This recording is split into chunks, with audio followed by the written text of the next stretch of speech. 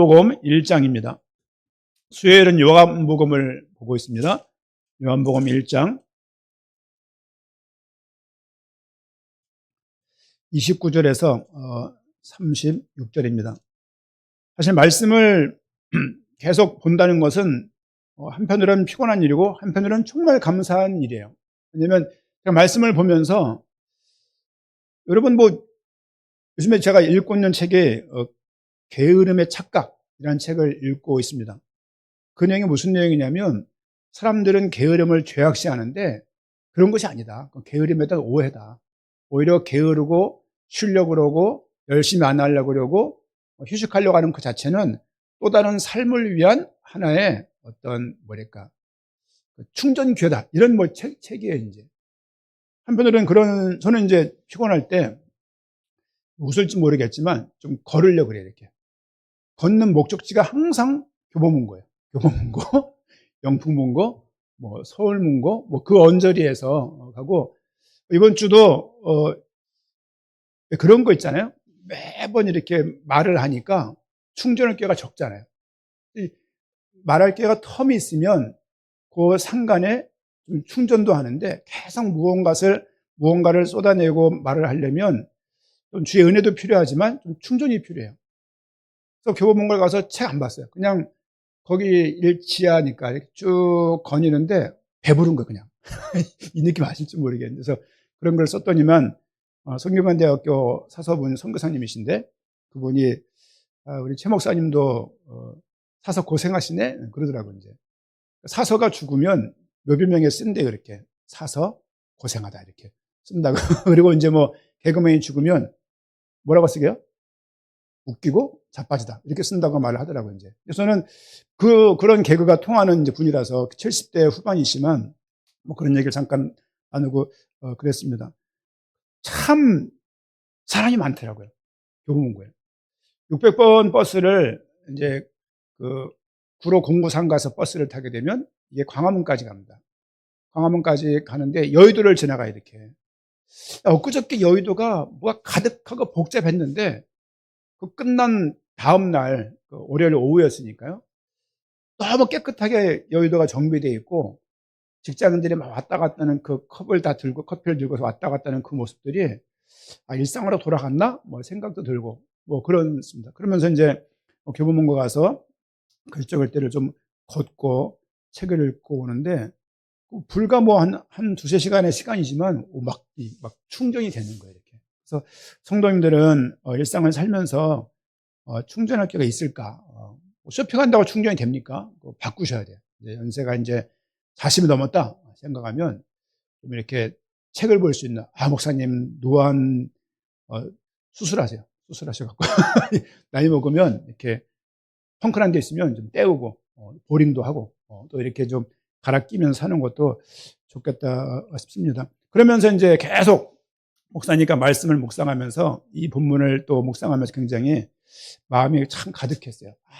이렇게 청가천에 이렇게 한 20분 앉아 있었는데 추워서 오래 못 있었는데 말씀 묵상하는 가운데 은혜가 되더라고요. 이제 그 본문이 오늘 29절부터 36절까지입니다. 요한복음 같이 한번 읽도록 하겠습니다. 이튿날 요한이 예수께서 자기에게 나오심을 보고 이르되 보라 세상 죄를 지고 가는 하나님의 어린 양이로다. 내가 전에 말하기를 내 뒤에 오는 사람이 있는데 나보다 앞선 것은 그가 나보다 먼저 계심이라 한 것이 이 사람을 가리킴이라.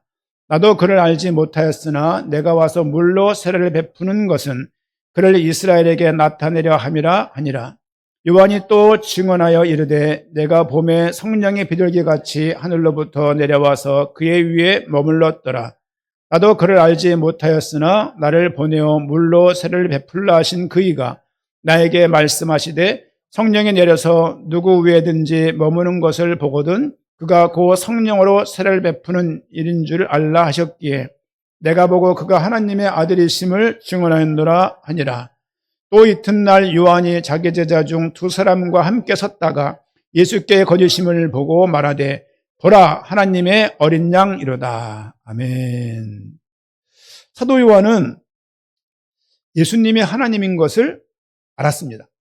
12 제자 중에서 예수님의 가장 최측근 그 품에 안겨서 늘 팔짱 끼고 다닐 정도로 어린 제자가 한 명 있었는데 그 사도가 요한입니다.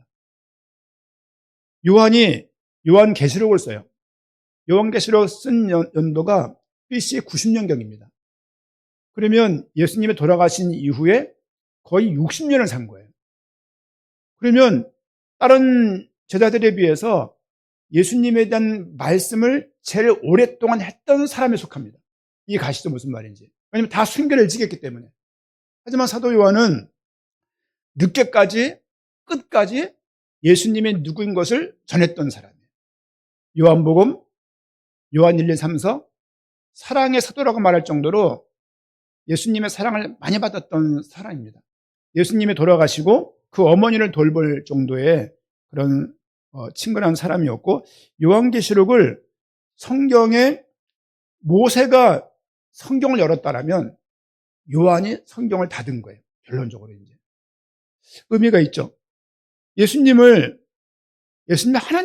하나님이시구나, 이분이 하나님의 아들이시구나, 또 이스라엘 백성이 믿었던 이분이 메시아구나라고 알게 된 거예요. 근데 그분을 표현할 때 하나님 이렇게 말하지 않고 그를 오늘 29절 말씀처럼 보라 세상죄를 지고 가는 저 어린 양을 보라 라고 말을 하고 36절 말씀 보니까 예수께서 건의심을 보고 말하되 보라 하나님의 어린 양이라고 말하는 거예요. 물론 이게 세례 요한의 이야기입니다. 하지만 사도 요한은 그 말에 동의하지 않았으면 이 말을 안 썼을 거예요. 사도 요한 또한 예수님을 생각할 때 하나님이신 것이 맞고 메시아인 것이 맞다라고 생각이 들었지만 그를 표현할 때 하나님의 어린 양이라고 표현하고 있다는 것이죠. 우리는 지금 요한복음을 통해서 영접이랄지 말씀이랄지 빛이랄지 중요한 핵심 단어들 위주로 말씀을 좀 보고 있습니다. 그러면 이렇게 질문을 해보는 거죠. 왜 어린 양인가? 예를 들면 어린 사자랄지, 라이온 킹, 그렇죠? 어린 호랑이랄지, 아니면 뭐가 있을까? 뭐 어린 곰이랄지, 좀 강력한 동물을 말할 수 있는데 왜 어린 양이라고 굳이 말을 했을까? 생각을 해보세요. 하나님의 왕권을 상징할 때 사자 이런 걸 표현 많이 합니다. 사자, 왕권 가진, 성령할 때 비둘기 이런 식의 표현이 많아요. 근데 왜 하필이면 어린 양이라고 표현할까요? 양. 그런 생각을 이 본문을 읽으면서 안 할 수 없고, 왜 사도 요한은 예수님을 어린 양이라고 말했던 그 고백들을 자기 고백인 양 이렇게 썼을까? 생각을 한번 해볼 수 있습니다. 우리 로마서 8장 한번 읽어볼까요? 로마서 8장 36절입니다. 로마서 8장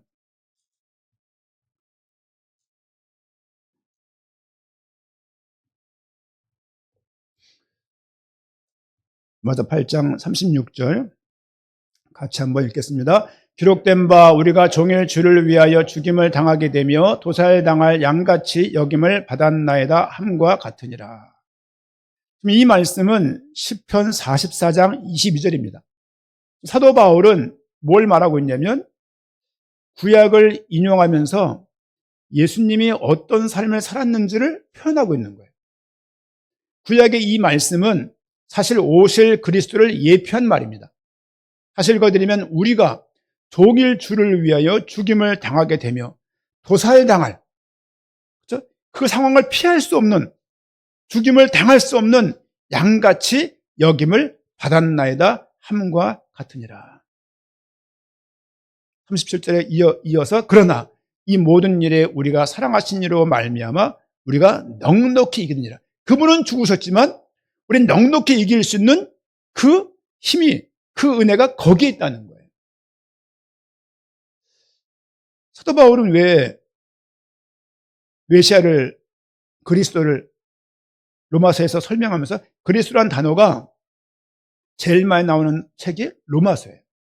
이 로마서에서 그리스도를 설명하면서 사도 바울은 왜 또 요한처럼 어린 양, 도살당할 양, 아까 어린 양이었고 지금은 도살당할 양이에요. 무언가가 우리 문제를 다른 주변 사람들의 외부의 어떤 문제를 해결할 만한 능력이 있는 게 아니고 사실은 너무 약한 처지에 있는 입장의 모습을 계속 표현하고 있습니다. 사도 요한과 사도 바울이 말하고 있는 이 양의 공통점은 뭐냐는 말이죠. 우리는 익히 성경을, 구약을, 출애굽 사건을 들으면서 많이 봤어요. 여러분, 첫 번째 구약을 한번 생각해 보면 좋겠어요. BC 1446년도에 출애굽을 했어요. 40년간을 갔으니까 가나안 도착했을 때 1406년입니다. 1446년도 1년 동안 시내산에 있었고 성막을 지은 시기가 1445년도에 맞죠? 1년 후니까. BC니까 거꾸로 가니까 이렇게요. 그러면서 그 1년 1445년부터 시작된 그 제사 때 항상 쓰였던 동물이 양입니다. 양, 소, 염소, 비둘기 많은 게 있지만 어린 양에 대해서는 6월절 어린 양의 피, 이 사건을 보게 되면 양에 대해서 굉장히 성경에서 의미 있는 희생 제물로 말하고 있는 부분들을 또 볼 수 있습니다. 구약은 제사 중심이었어요. 모세경을 잘 생각을 해보세요. 창세기는 창조에 대한 내용이 나와 있고 창조에 대한 내용, 죄에 대한 내용, 그리고 어떤 노아 방주 사건, 바벨탑 사건, 이 이후에 아브람 가문의 이야기예요. 그러니까 네 가지 사건, 네 가지 인물 나오는 것이 창세기입니다. 출애굽기는 그들이 출애굽을 한 그 내용들, 출애굽한 이후에 시내산 언저리에서 받는 많은 율법들, 그게 다예요. 그리고 레위기는 제사를 어떻게 지낼 것이냐에 대한 매뉴얼입니다. 민수기는 그들이 광야를 가는 38년 반 동안의 내용을 민수기에 적어놨어요. 신명기는 가나안을 요단강 땅 넘으면 가나안이에요. 가나안에 가기 전에 강 이쪽에서 한 1년간 머물러요. 그 이야기입니다. 그러니까 이 5권 책의 핵심이 뭐냐면 인간이 창조되었다, 죄를 졌다. 죄를 지어서 아브라함을 등장시켜요. 아브라함을 등장시키고 오실 메시아를 예표하고 그들에게 준 죄를 해결하는 방법으로 제사를 준 거예요. 제사를 치를 때 핵심적인 요소가 희생제물입니다. 이렇게 연결이 구약부터 신약에서 사도 요한이 어린 양 그랬을 때 그의 생각은 뭐냐면 구약에서 했던 그 많은 희생제사와 연결되어 있는 거예요. 그냥 뚝 하는 게 아니라 연결되어 있는 거죠. 우리 출애굽기 12장 21절 말씀 보니까 제가 한번 읽어드릴게요. 출애굽기 12장 21절 모세가 이스라엘 모든 장로를 불러서 그들에게 이르되 너희는 나가서 너희의 가족대로 어린 양을 택하여 6월절 양으로 잡고 6월절에 어린 양을 잡는 거예요. 그게 문화가 되어 있고 그게 율법이에요. 이제 그 내용은 출애굽을 하면서 하나님이 이렇게 정하신 거예요. 문설지 어린 양의 피를 발라라. 이렇게 된 것이죠. 또 레위기 16장 5절 말씀 보니까 레위기 16장 5절 제가 한번 읽어드립니다. 이스라엘 자손의 회중에서 속죄 제물로 삼기 위하여 순염소 2마리와 번제물로 삼기 위하여 순양 1마리를 가져갈지니라. 양도 있고 염소도 있는 거죠. 10절 말씀 보니까 아사셀을 위하여 제비 뽑은 염소는 산채로 여호와 앞에 두었다가 그것으로 속죄하고 아사셀을 위하여 광야로 보낼지니라. 무슨 말이냐면 아사셀 어린 양이 아니라 염소예요. 염소를 2마리를 잡아가지고 1마리는 각을 떠버리고 번제를 드리고 1마리 양은 안수를 해서 백성들의 죄를 전가해서 그를 광야에 보내는 거예요. 가다가 죽겠죠 이제. 실제 동물을 항상 염두에 두고 있는데 대표적으로 나오는 동물이 어린 양입니다. 양. 이 모든 양들은 예수님이 어린 양이라고 말할 때 구약에서 말했던 모든 양들은 사실은 메시아를 예표하고 있다. 하고 연결할 수 있는 겁니다.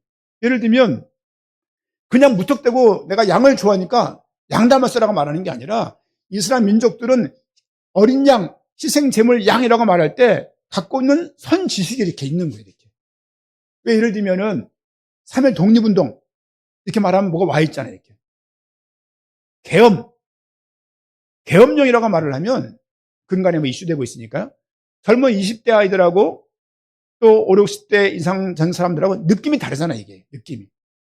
우리는 제 때만 하더라도 그냥 죽도 살기로 나가서 화염병 던지고 돌 던지고 싸웠는가 하면 지금 20, 30대 MZ세대들은 축제로 응원봉을 흔들면서 하는 모습을 TV를 통해서 많이 봤죠. 그러니까 선지식이 다른 거예요, 이제. 이스라엘 백성들은 어린 양, 예수님이 어린 양이라고 말할 때 어떤 생각이 들어오냐면 예수님께서 구약에서 백성들의 죄를 사했던 그 희생 제물이라는 생각을 그들이 가지고 있는 거예요. 사도 요한은, 요한복음은 예수님이 하나님이신 것을, 예수님이 그리스도인 것을 전하고 있는 책이에요. 특별히 20장 31절, 사람들이 예수님이 그리스도인 것을 믿지 않아요. 믿지 않아서 예수님이 하나님의 희생제사인 그 어린 양인 것을 사도 요한은 말을 하면서 예수님이 누구신지를 다시 한번 설명하고 있는 장면입니다. 구약을 보게 되어지면 구약에서의 어린 양은 죄를 대신하는 희생 제물을 의미하는 거예요. 사도 요한이 예수님을 어린 양이라고 말할 때 세례 요한이 세상죄를 지고 가는 저 어린 양 봐라 라고 말을 할 때는 저분이 구약에서 예표한 그 모든 하나님과 인간 사이에서 중보자 역할을 할 메시아인 것을 예표하는 말이 어린 양이라는 말로 대체하고 있음을 알 수가 있습니다. 희생제물, 백성들의 죄를 사하려면 어떤 대체물이 필요한 거예요. 그 대체물이 죽음으로 백성들의 죄를 대신하는 거예요. 예수님도 이 메시아, 이렇게 할 메시아가 올 거라는 성격 가지고 온 것이 구약이고, 실제 예수님이 그 예언의 성취하는 주인공으로 이 땅에 왔다는 하나의 표현이 독생자랄지 어린 양이라는 표현으로 성경에서 말을 하고 있습니다. 우리 히브리서 한번 말씀 봅니다. 히브리서 9장. 자막은 없을 건데요. 히브리서 9장 12절 한번 봅니다. 히브리서 9장. 첫 번째 구약에서 의미를 받고요. 어린 양의 의미. 두 번째는 세상 죄를 지고 가는 예수님 그런 좀 측면에서 말씀을 봅니다. 히브리서 9장 12절 말씀 같이 읽겠습니다. 염소와 송아지의 피로 하지 아니하고 오직 자기의 피로 영원한 속죄를 이루사 단번에 성소에 들어가셨느니라. 단번에 성소에 들어가신 거예요. 단번이라는 얘기는 망설임 없이 그런 말이 아니라 단회적으로. 그렇죠?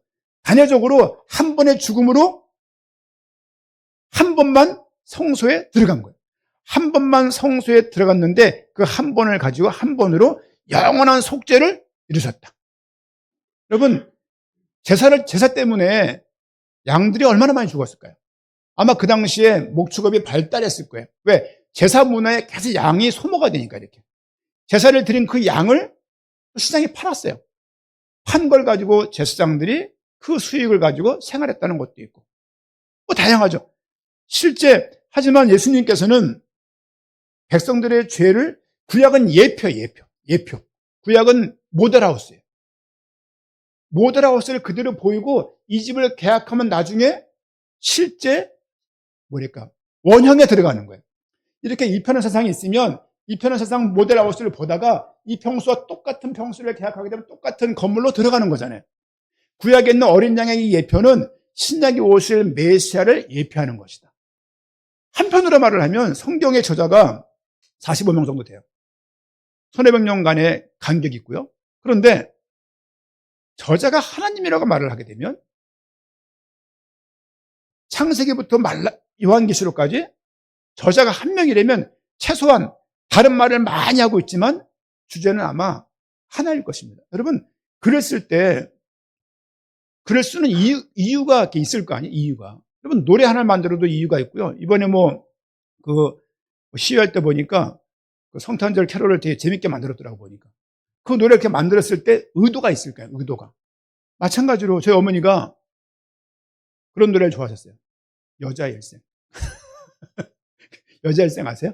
여자 일생? 아버지는 번점 넣은 주먹을 좋아하셨고, 한마는 김종고 선생님의 그 연주 부르는데, 두만강인가요? 두만강 푸른 물에 이렇게. 아버지는 이북분이시니까.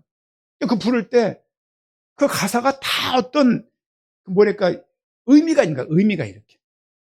마찬가지로, 마찬가지로 성경에서 이 말하는 내용, 구약에서 말했던 그 내용들이 그냥 쏟아놓은 수많은 말이 아니라 어떤 의미가 있다고요. 하나님은 알파와 오메가신데 이 구약에서 아담을 세울 때 오실 마지막 아담을 염두에 두신 것이고, 그렇죠? 구약에서 어린 양을 예표하실 때 오실 메시아를 어린 양으로 예표하셨다. 구약은 예언이고 신약은 성취다. 우리 신약을 읽으면서 구약을 해석할 수 있고 구약을 보면서 신약을 이해할 수 있는 거예요. 나는 구약만 좋아해. 그런 사람들이 있어요. 아니요. 성경은 신구약이 짝이에요. 짝. 연결되어 있는 걸 모르면 성경을 읽어낼 수가 없습니다. 지금 이 성도님들하고 1월 달쯤에 모여서 통독을 좀 할까? 성경을 한번 날 잡아놓고 신약 정도를 한두 번 읽게 좀 시간을 가질까? 뭐 생각도 하고 그러고 있습니다만은 오늘 이 말씀 제상제를 지고 가시는 그 예수님 그 어린 양의 모습 히브리서 9장 12절 말씀 보니까 염소와 송아지의 피로 하지 않 동물의 피로 하지 왜? 동물의 피는 또 해야 돼. 동물의 피는 반복적이에요. 동물의 피가 되게 제한적인 거예요. 속죄일날 제사를 드리면 다음에 또 드려야 돼. 그 동물을 또 드려야 되는 거예요. 그런데 이렇게 하지 않고 자기의 피로 오직 자기의 피로 영원한 속죄를 이루셨다. 이 한마디가요 어마어마한 이야기인 거예요. 그분이 수없는 생각해보시죠. 1445년부터 거의 예수님 당시까지 제사가 계속 진행됐는데 최소한 1400년 동안 말라기 그 이후에 계시가 없었을 때 제사를 안 드렸다고 한다면 그 400년 빼놓고 한 1000년 동안 드렸던 문화인 거예요. 1000년 동안 왜 드렸냐? 오실 메시아를 그들이 바라보면서 드렸던 거예요. 그런데 내 앞에 서 계신 예수님을 바라보면서 이분이 구약에서 말했던 그 어린 양의 실체라고 고백한다는 것은 하나님의 은혜가 아니면 알 수 없는 거예요. 단번에 한 번으로 성소에 들어가셔서 더 이상 반복할 필요가 없다는 차원에서의 단번이에요. 망설임 없었다가 그런 의미가 아니고 뭔가가 조마조마한 그런 게 아니라 단회적으로 끝난 거예요. 왜? 그분이 참 어린 양 되시고 우리가 잘 아는 말로 참 제상 되시고 참 선지자 되시고 참 왕이 되기 때문입니다. 참 제상으로 이 땅에 오셔가지고 하나님과 인간 사이에 중보자 역할을 하신 거예요. 예수님 오셔서 동물을 드린 게 아니라 자신이 직접 죽으셨다. 그게 십자가 사건입니다. 10장 10절 말씀 보니까요. 10장 10절 말씀 같이 한번 읽겠습니다. 이 뜻을 따라 예수 그리스도의 몸을 단번에 들이심으로 말미암아 우리가 거룩함을 얻었노라. 예수 그리스도가 단번에 몸을 들이심으로 우리가 거룩함을 얻은 거예요. 새벽에 말씀을 드렸습니다. 결정적 성화와 점진적 성화가 있어요. 주님의 한 번의 구원으로 우리는 거룩해진 거예요. 우리는 완전한 구원을 받은 거예요. 하지만 살아가면서 믿음을 드려야 될 성화 영역이 또 있는 거예요. 믿음에서 믿음으로 나가는 거예요. 그렇죠? 구원하신 바에 감사하면서 그 감사한 이거죠. 수레급을 받은 거예요. 그 사람들이. 수레급을 받았지만 살아가면서 하나님을 또 알아가야 되는 과정이 필요한 거예요. 수레급 하신 이유는 하나님을 알아가라고. 하나님께 영광 드리라고. 하나님을 알아가고 하나님을 인식하고 하나님을 기억해내고 주님께 영광 드리는 것이 사람의 제일 되는 목적. 하나님을 영화롭게 하고 그를 인하여 즐거워하는 그 말씀에 그 신학적인 정의에 그런 내용이 포함되어 있습니다. 우리가 거룩함을 얻을 것이다가 아니라 얻었노라예요. 어떤 본문 보면 거룩함에 이르라 이런 말도 있어요. 두 말이 상반되는 거예요. 거룩했다고 말을 하는데 거룩함에 이르라니 다른 거룩인가라고 말할 수 있잖아요. 우리가 하나님으로부터 부름 받았지만 구원받은 것이 맞지만 완전한 구원 가운데 초청된 것이 맞지만 이 구원이 아직 완성된 것은 아니에요. 그래서 이 구원을 완성하는 삶이 성화라고 말할 수 있습니다. 성령의 도우심이죠. 한 구절 더 했습니다. 히브리서 9장 27절 7장 27절 그래서 7장 27절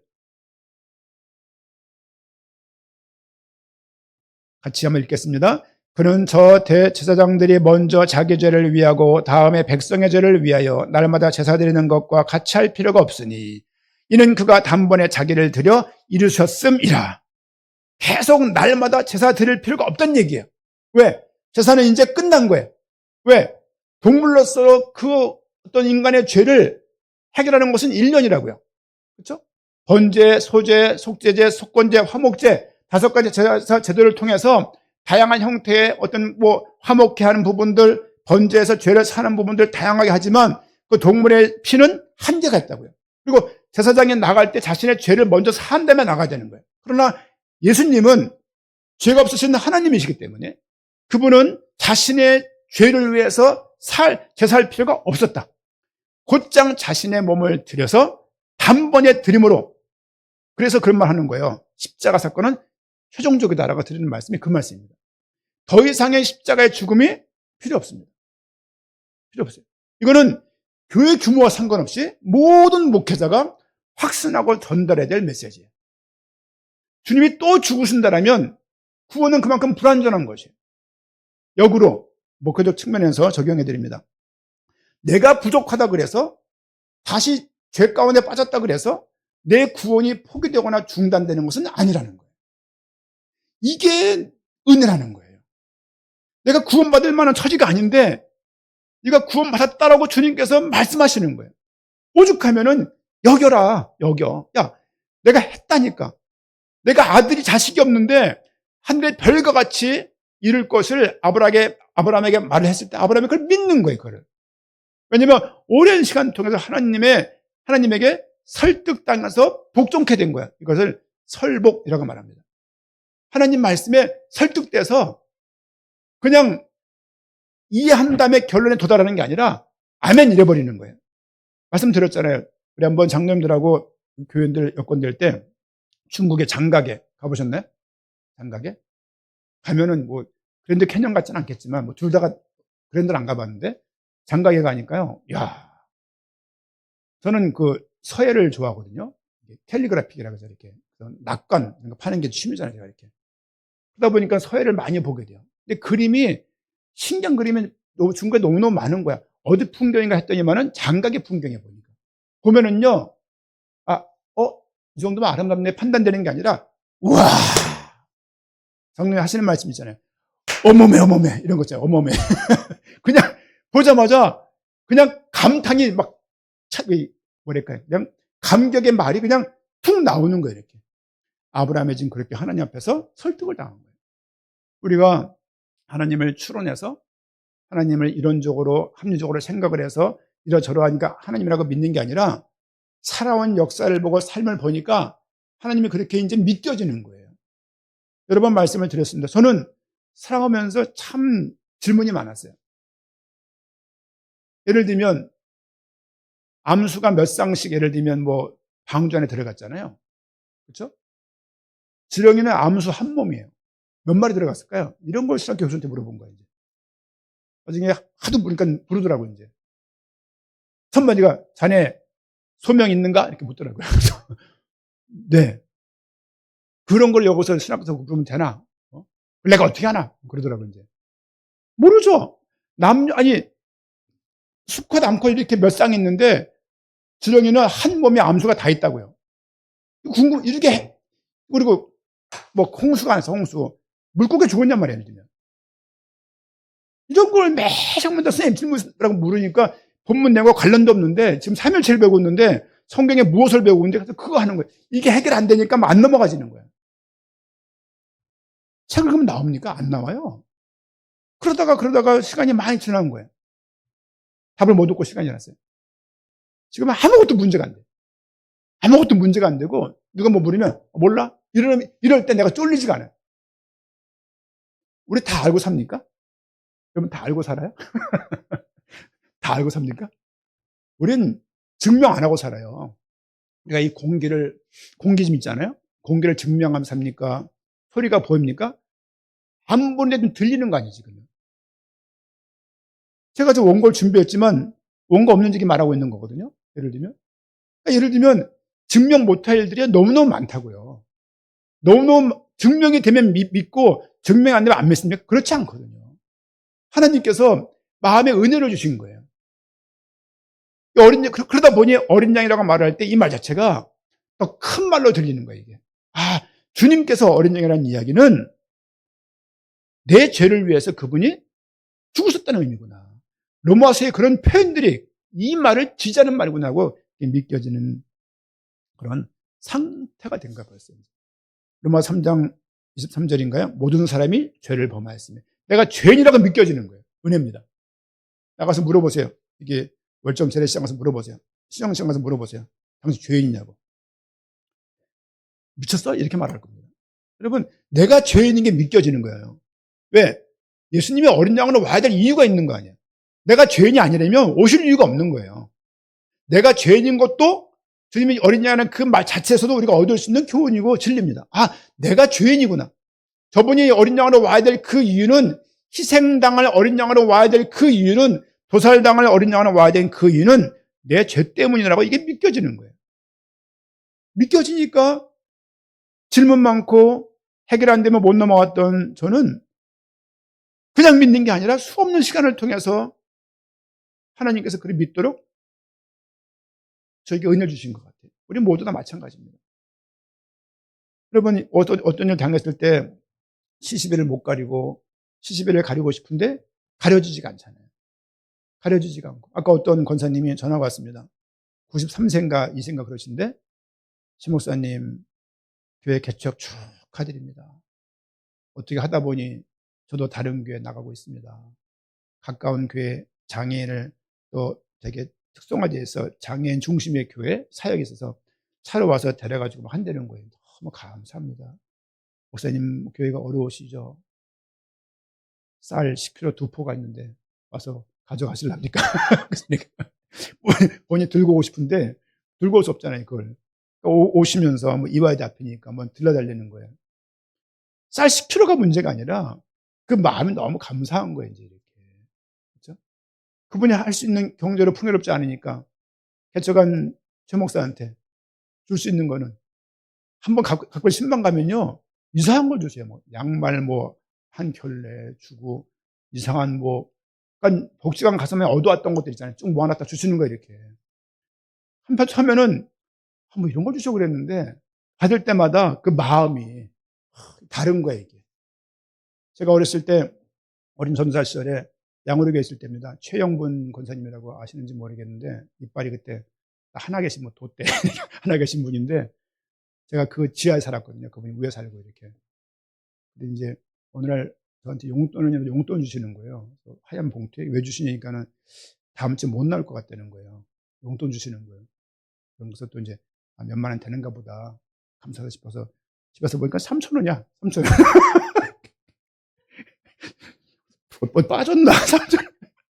구겨진 돈이라서 두툼한 거야, 이게 알고 보니까 이게.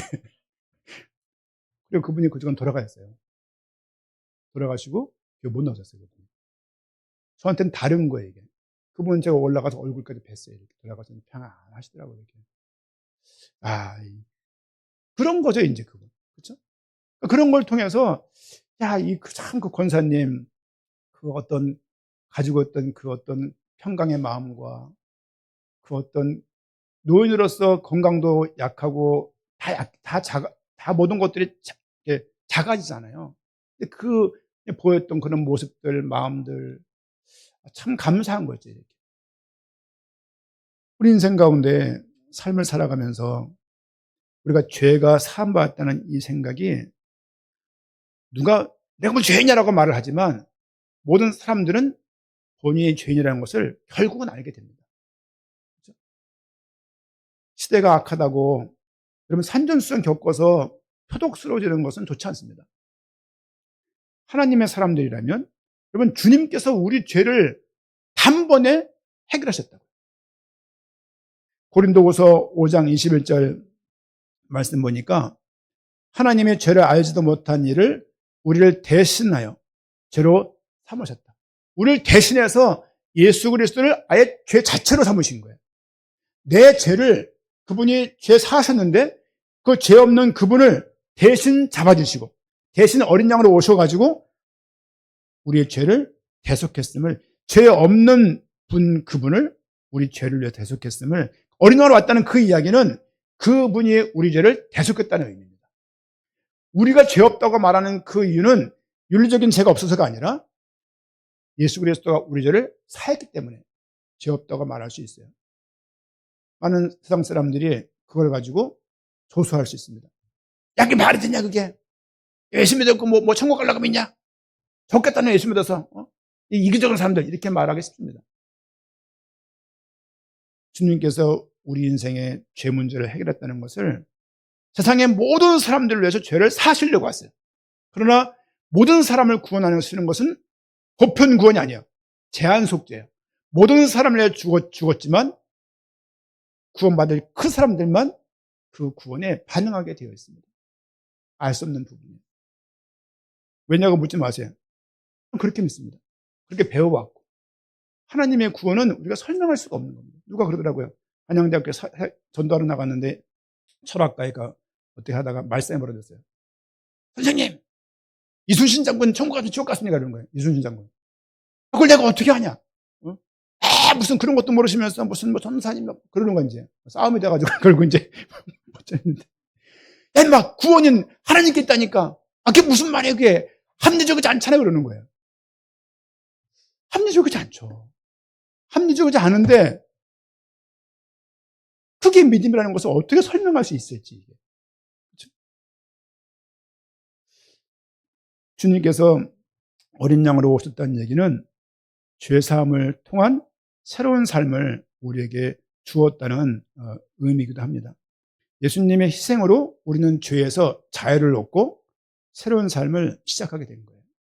야, 니 그만한데 너나 믿어라고 할지 모르겠지만 부족하면 부족함이고 구원은 구원인 거죠.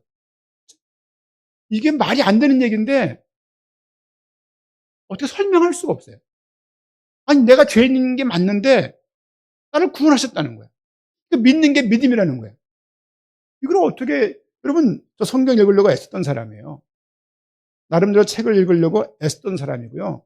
나름대로 노력하고 연구하려고 많은 걸 보려고 애썼던 사람입니다. 그냥 수박이나 발라먹고 씨나 발라먹고 그냥 누워있다가 목사 된 게 아니고 그러면서 얻게 되는 확신이 뭐냐면 주님 하나님이 살아계시는구나. 저분이 예수 그리스도를 보내셔서 나에게 내 죄를 해결하시고 내 구원을 이루셨구나. 성령을 통해서 내가 거룩하게 살아갈 수 있도록 돕고 계신다는 것이 믿겨지는 것입니다. 여러분이 누구한테 설명 못할 때 거기까지 설명하세요.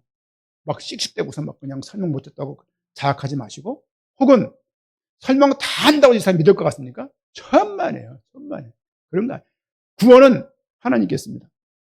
우리의 죄를 깨끗이 씻으시고 하나님과의 관계를 회복하신 분이 예수 그리스도십니다. 에베소서 1장 7절 말씀 보니까 우리는 그리스도 안에서 그의 은혜의 풍성함을 따라 그의 피로 말미암아 속량 곧 죄사함을 받았으니, 그리스도 안에서 그분이 죽으심으로 그의 피로 말미암아서, 그 피라고 말할 때는 항상 그분의 희생과 관련이 있는 거예요. 희생한 그분을 말하는 큰 대명사가 뭐냐면 그게 어린 양이에요. 어린 양 말할 때 그냥 어린 양의 의미가 아니라 흠도 점도 없는 깨끗한 양이었다는 그 의미, 죄가 없다는 그 의미를 내포하고 있는 말이야. 그 죽음 때문에 우리가 주 앞에서 의로운 존재가 되었음을 잊지 마시기를 부탁을 드립니다. 살아가면서 죄를 스스로가 인정해야 돼요. 혹시 과거에 죄가 큰 죄가 있을 수 있습니다. 하지만 이 죄까지도 하나님께서 사하셨다. 이 믿음이 큰 믿음이에요. 여러분, 그런 사람들이 있어요. 죄를 다 기억내서 적으라는 사람들이 있어요. 그렇게 해야 죄가 사하신다고 말하는 사람이 있습니다. 틀린 말입니다. 왜? 다 기억해낼 수 없습니다.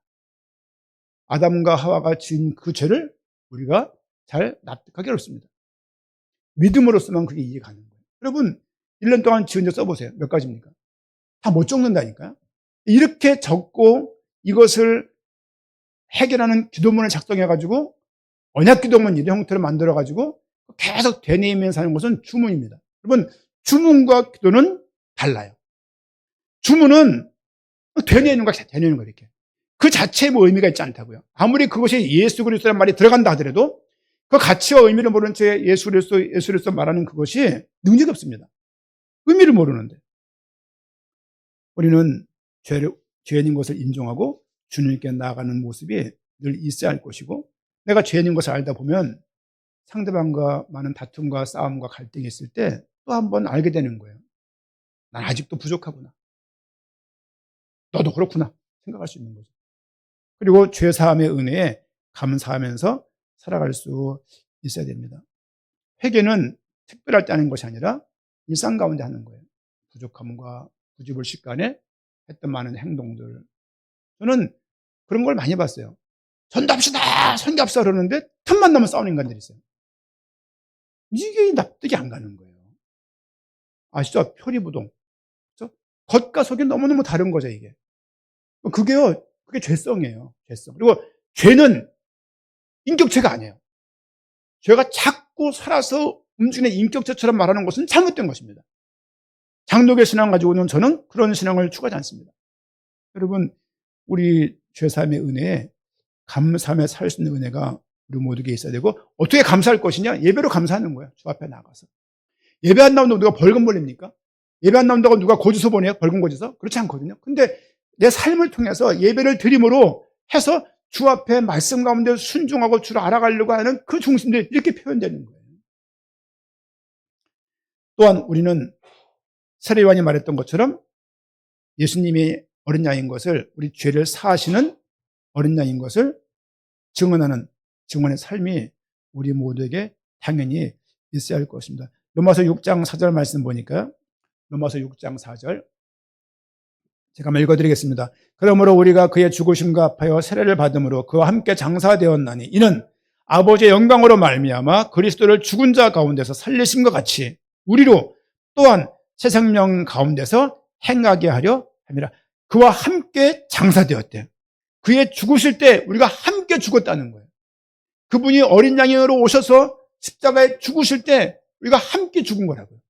그분이 부활하심으로 우리가 함께 그 부활에 동참케 되어서 새 생명 가운데 살아갈 수밖에 없는 속죄된 모습으로 살아갈 수 있음을 말씀을 주고 있습니다. 여러분, 구원이 감사함이 없다라면 신앙생활은 많이 뭐랄까요? 다운된 거예요. 구원에 감사함이 없고 속죄에 대한 감사함이 없다. 삶을 살다 보니까 그런 부분이 옅어지고 그런 부분이 심해질 수 있습니다. 여러분, 예배를 드리는 것은 하나님께 영광을 드리기로 한 거예요. 응답받기 한 거 아닙니다. 응답받기 한 거 아니에요. 응답이 없으면 안 믿으실 거예요. 그거는 아니거든요. 응답과 상관없이 문제가 왜 없습니까? 문제가, 제가 아침에 새벽에 드리려고 자는데 뭔 소리야, 비가 오나. 뭔 소리지? 욕실에 4시 반쯤 깨서 가보니까 욕실 그 해바라기 샤워기에 이게 물이 막 그냥 동방이 터지고 물이 사방 튀고 있는 거예요. 새벽 기도는 해야 되고 대충 샤워 커튼을 해놓고서 뭐 막 튀고 난리야. 이제 새벽 기도 드리는데 막 불안한 거야 이게 지금. 끝나고 가니까 난리인 거야 이제. 애들에게 집이 따로 있으니까 애들한테 그 새벽에 막 스패너 들고 뛰어와가지고 이제 오전까지 이제 그거를 공사를 마무리 쳤는데, 사는 게 만만치 않아요, 이게. 한편으로는, 이런, 오래된 집 얻어갖고, 뭐, 돈 때문이라고 말할 수 있지만, 뭐, 그것 때문에 인생, 뭐, 결할 일 뭐가 있습니까? 고치면 되는 거죠, 이렇게. 우리 인생 가운데 하나님이 어린 양으로 오신 그 이유는 우리 죄를 사하시기 위해서. 우리 죄를 사하시고, 어린 양 대신 예수 그리스도를 우리 입을 통해서 증언되기를 원하세요. 요한복음 8장 36절 말씀 보니까 결론입니다. 아들이 너희를 자유롭게 하면 너희가 참으로 자유로우리라. 그분의 죽으심으로 죄에 매였던 우리가 자유로워진 것입니다. 주님이 함께 계신다고 돈 문제 해결되는 거 아니에요. 주님이 함께 계신다고 관계 문제 해결되는 게 아니라고요. 이 관계 문제는 어려서부터 우리가 성장해 오면서 갖고 있는 다 기질이에요, 기질. 그렇죠? 하지만 이것을 굳이 막 발현시켜가지고 다 사방 뒤집어 놓을 필요는 없는 거 아니에요. 믿음이 있다는 것은 성령의 도우심과 인도하심 가운데 삶을 살아가면서 인간 관계에서는 배려할 수 있고 수용할 수 있고 용납할 수 있고 인정할 수 있고 받을 수 있는 모습이 우리에게 있어야 됩니다. 그것이 없이 전도, 선교 말하는 교회와 성도 개인은 얼마나 무서운지 몰라요. 제가 경험했고 했던 사람이기 때문에 너무 잘 압니다. 우리 매일 기도하면서 예수님의 십자가의 사랑을 기억하기로 부탁을 드려요. 어린 양 그럴 때 그냥 어린 양 생각하지 마시고 이 어린 양 한 단어에 구약 전체가 담겨져 있는 거예요. 우리 구원 전체가 담겨져 있는 것입니다. 사도 요한은, 세례 요한은 그런 차원에서의 세상자를 지공하는 어린 양이라고 말하고 있는 것입니다. 복음을 전해야 할 사람을 떠올리고 그들에게 예수님의 희생과 그분이 죽기까지 했던 그 희생 그런 자세가 우리 삶 가운데 있으면 좋겠어요. 어느 부모가 새끼들에게 수고해놓고 수고한 대가를 달라고 말하는 부모가 있습니까? 그냥 하는 거지 이렇게. 또 그 자식은 또 그 자식에게 또 하는 거고. 부모의 사랑이 너무 커서 못 올려준다면서요. 내려주는 거 아닙니까? 주님의 사랑도 그런 거예요. 우리가 아무리 영광 드린다 그래도 어떻게 영광을 드릴 수 있겠습니까? 전도만 하면 영광 되는 겁니까? 이 주님의 그 걸어가신 그 길을 따라가면서 그런 삶을 우리가 살아내는 거예요. 그렇죠? 힘들고 모진 길일지 모르겠지만 세상죄를 지고하는 저 하나님의 어린 양, 세상죄를 지고하는 어린 양 하지 않고 세상죄를 지고하는 하나님의 어린 양, 하나님이 준비한 양입니다. 그분이 예수님이셨고 그분이 그리스도시고 그분이 주님이신 거예요. 그래서 그분을 말할 때 주 예수 그리스도라고 말하는 거예요. 그분을 세례요한과 사도 요한이 고백을 하고 사도 바울은 그 많은 성경 속에서 그분이 우리의 죄를 대속했고 그분의 죽으심으로 함께 죽었고 그분의 부활로 우리가 함께 부활되었고 우리가 자유하게 되었음을 성경을 통해서 말씀을 주고 있습니다. 십자가 사랑을 기억하시면서 감사하시면서 예수님의 희생 그 부분들이 우리 삶 가운데 놓아지면 좋겠어요. 작은 교회지만 어떤 일을 봉사할 때 예를 들면 한 개인을 돌보고 전도하고 복음으로 드릴 때 그런 마음들이 우리 삶 가운데 표현되는 것이 우리가 성화를 이루는 삶의 어떤 모습이 아닌가 그런 생각을 해보게 됩니다. 출애굽 사건은 어린 양으로 어떤 바다를 홍해를 넘는 일이 있었던 것처럼 주 예수 그리스도의 죽음과 부활을 통해서 우리가 죄 가운데서 생명 가운데로 옮겨진 것입니다. 그 은혜에 감사하며 살 수 있는 우리 모두가 되어야겠습니다. 아멘.